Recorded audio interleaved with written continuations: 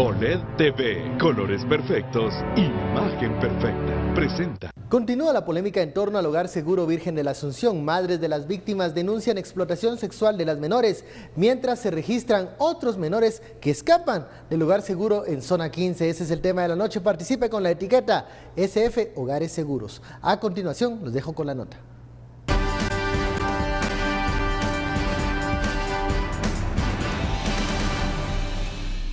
Los familiares de las víctimas del Hogar Seguro Virgen de la Asunción denunciaron en conferencia de prensa que las jóvenes eran prostituidas por agentes de la Policía Nacional Civil. Además, invitaron a que los demás padres denuncien. Resaltaron que cuentan con la grabación de una menor que lo denuncia en el 2010. Explicaron que les preocupa que el proceso en contra de los 3 funcionarios procesados, que uno de los delitos se haya reducido como lesiones culposas, sin asumir la responsabilidad de 15 niñas sobrevivientes, algunas con estado de gravedad de salud. Las 15 niñas que sufrieron lesiones graves, gravísimas y ninguna leve, amputaciones como el caso de Stephanie Totó, cuyo padre es Carlos, que tuvo amputaciones de varios dedos de sus manos y de sus pies. La pena máxima a imponer podría llegar a 2 años. Los abogados de las familias habían solicitado que se analizaran los delitos de tortura, desaparición forzada y plagio secuestro, pero no fueron presentados por el Ministerio Público. Me siento muy dolida, no solo por mi hija, sino por todos los padres de familia, por todas las madres de familia que perdieron a sus hijas. LG OLED TV, colores perfectos, imagen perfecta, presentó.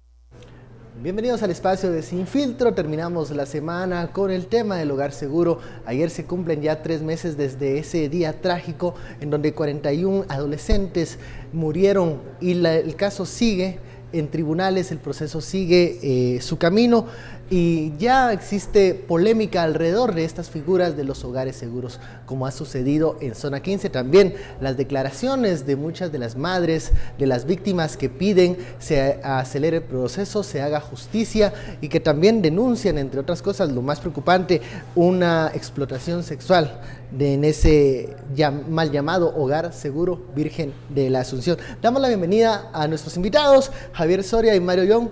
Muy buenas noches. Buenas noches. Bueno, la etiqueta de la noche es SF Hogares Seguros, pero antes de comenzar con esta conversación, hacemos un enlace con Cristian Martínez, que se encuentra en las afueras del Hospital Roosevelt. Hay una situación que sucede en la colonia Villalobos, un puente y también algunos problemas que se han registrado en el área. ¿Nos puedes comentar y detallar qué es lo que sucede, Cristian? Adelante. Muy buenas noches. Bueno, en información que se genera en estos momentos les comentamos que pues un puente colapsó. Este puente estaba en el interior de la colonia El Solano, sector 3 en Villalobos. Producto de esto es que al menos 20 personas han resultado con heridas luego de que este puente, por lo antiguo, pues colapsara y pues trajera en una altura de más o menos 5 metros a las personas que pasaban por ese lugar con un féretro, con un cortejo fúnebre. Al menos 20 personas fueron las que resultaron con diferentes heridas en el cuerpo producto de este puente que colapsó. No obstante, ya los bomberos, los cuerpos de bomberos han trasladado a este sector. De momento van 8 personas las que han sido trasladadas, los bomberos municipales departamentales y los diferentes cuerpos de bomberos voluntarios. La información que se tiene es de que este puente colapsó, puente colgante ubicado en el interior de la colonia El Solano, sector 3 de Villalobos. Estas personas han sido trasladadas aquí, a este lugar, a la emergencia del Hospital Roosevelt. Esta es la información que se genera en estos momentos, compañeros. Regresamos con ustedes a Estudios Centrales.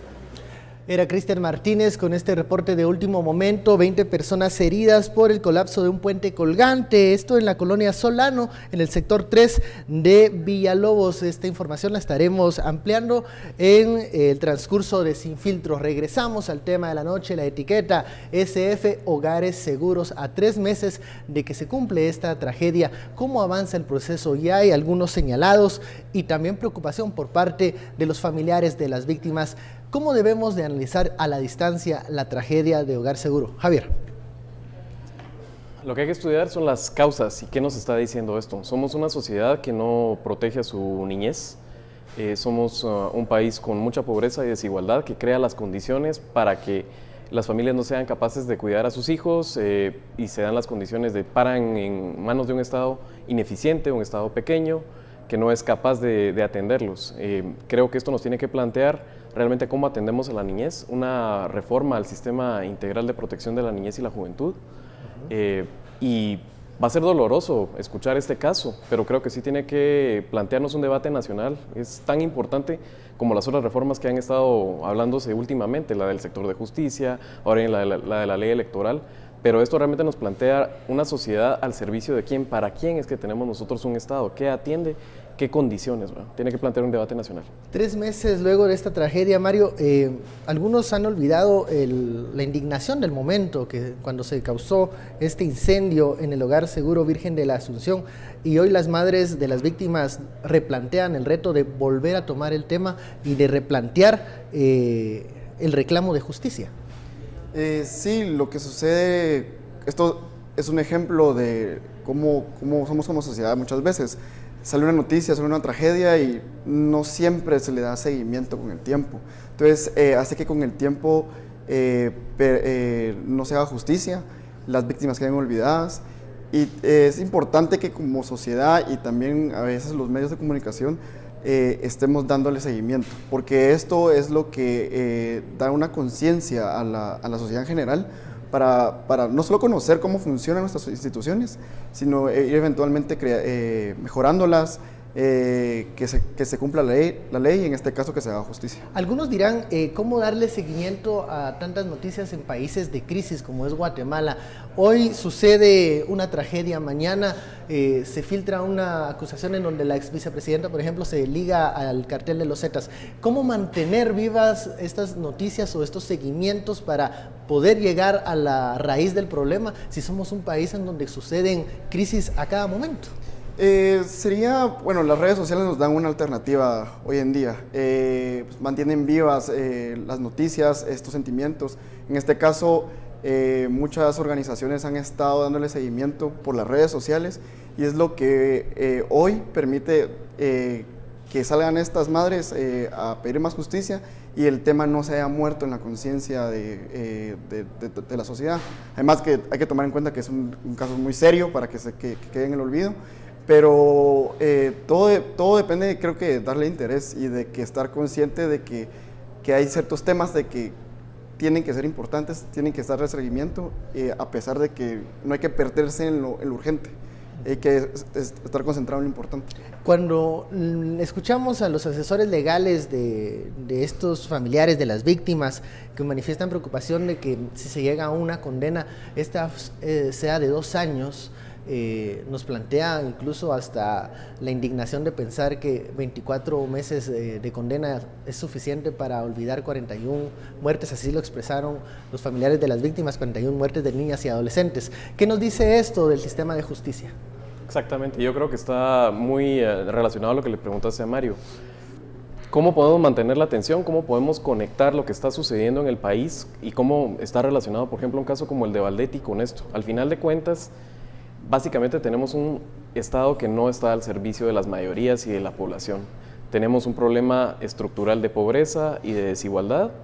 Tenemos un sistema político que nos lleva a tener este tipo de gente sale electa, ¿verdad? O sea, todavía la gente que salió electa en el 2015 es mucho de la clase política que representa Roxana Valdetti. Entonces podemos conectar eso además con la necesidad de mejorar el sistema de justicia, que no pasa solo por las reformas constitucionales que se están peleando. Esto también pasa por una revisión del Código Penal y que le permita a la gente saber que cuando sucede una tragedia de esa magnitud o un caso común que nos puede afectar a cualquiera de los que estamos aquí, pueden ser atendidos por el sistema de justicia. Entonces, eso podemos conectar al final de cuentas y es el debate nacional de ¿Estado para qué? O sea, ¿al servicio de qué? ¿De las grandes mayorías o de privilegios de pocos? Luego de escuchar las denuncias de los familiares de las víctimas del Hogar Seguro, sale una pregunta. Bueno, hay hasta denuncias de explotación sexual. La pregunta es, ¿el Estado debe encargarse del cuidado de los menores? Porque, bueno, queda el escepticismo, digamos, el temor de que el Estado no es capaz de manejar este tipo de temas. ¿Debe el Estado hacerlo? ¿Sería otras instituciones? Hoy en día el debate no es tanto el Estado debería hacer esto o el mercado debería hacer el otro, es cuál es el balance. Y en este caso creo que teníamos un sistema donde era completamente privado y nos fuimos a un sistema completamente estatal. Y el problema que tenemos ahorita con el sistema completamente estatal es que sufre los mismos problemas que las demás instituciones. No tenemos una ley de servicio civil buena. Los altos mandos de esta institución, que tendría que ser, a mi parecer, más técnica, son nombrados políticamente. Tenemos problemas que se miran general en el Estado, la tardanza, las contrataciones. En este caso estamos viendo que tiene una demanda el sistema que es completamente estatal por tener más instalaciones, mejores personas trabajando ahí, pero por diferentes razones que ya hemos mencionado, no se da abasto.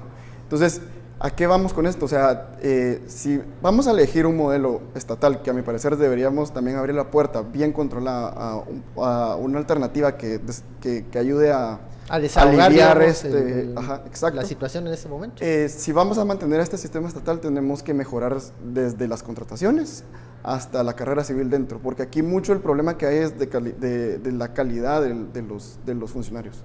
Bueno, vamos a la primera pausa, luego le toca el turno a Javier para opinar sobre qué tanto debe el Estado participar en la protección y resguardo de los menores y de los adolescentes, si se puede abrir una ventana de participación a otro tipo de coordinación o articulación en ese sentido. La etiqueta de la noche SF, hogares seguros a 3 meses de la tragedia. Volvemos.